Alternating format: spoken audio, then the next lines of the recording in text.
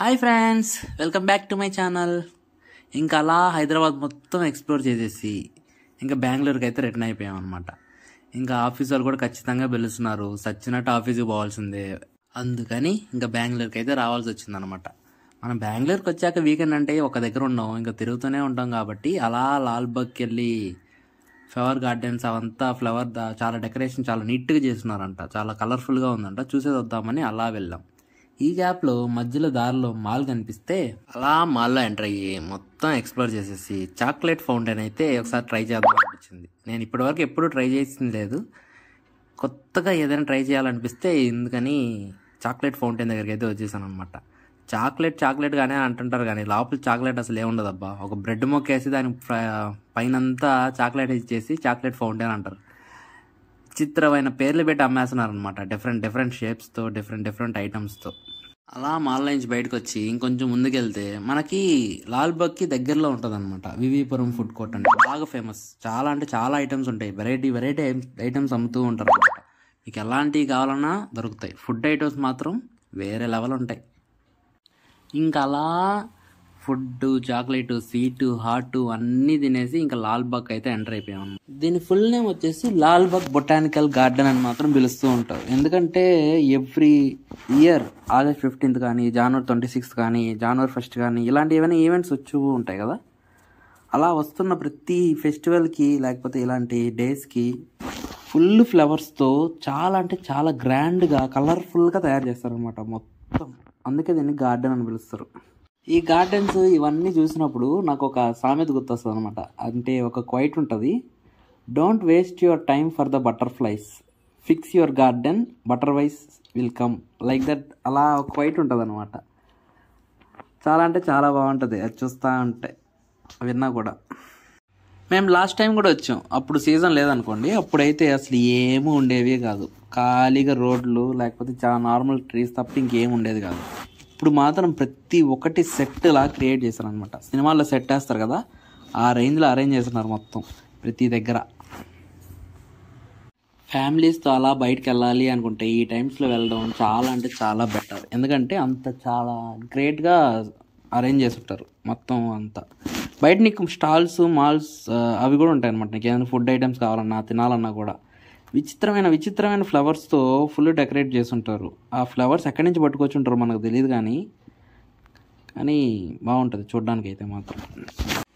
పోతూ ఉంటే వస్తూనే ఉంటుంది, కాళ్ళు నొప్పులు మాత్రం అదిరిపోతాయి అబ్బా. ఎందుకంటే చాలా పెద్దదన్నమాట ఇది గార్డెన్. అందుకని బై వాకే వెళ్ళాల్సి వస్తుంది కాబట్టి ఎక్కువ డిస్టెన్స్ అనిపిస్తుంది, వాక్ చేస్తూనే ఉండాలి. అక్కడ కూడా కొండలు కూడా ఉంటాయి, కొండల పైన టెంపుల్ కూడా ఉంటుంది అనమాట. వెళ్ళాలి అనుకుంటే పైకి మీరు ఎక్స్ప్లోర్ చేయాలి అంటే ఈ వీకెండ్ లోపలే వెళ్ళండి. దాని తర్వాత వెళ్ళినా కూడా అసలు ఏం ఉండవు అనమాట, మొత్తం తీసేసి ఉంటారు. కానీ ఆ ఫ్లవర్స్ వాడిపోవడం అట్లా ఉంటాయి కదా, అందుకని తీసేస్తారు అనమాట. ఆల్మోస్ట్ ఇక 1 వీక్ అయితే ఇలాగే అరేంజ్ చేసి ఉంటారు. బ్యూటిఫుల్గా ఉంటుంది చూడడానికి కూడా. మొత్తం కలర్ఫుల్ ఫ్లవర్స్తో, డిజైన్స్తో అసలు ఎందుకు పెడుతున్నారు ఏంది ఆ బ్యాక్గ్రౌండ్ స్టోరీ మొత్తం కూడా ఉంటుంది అనమాట ఇక్కడ.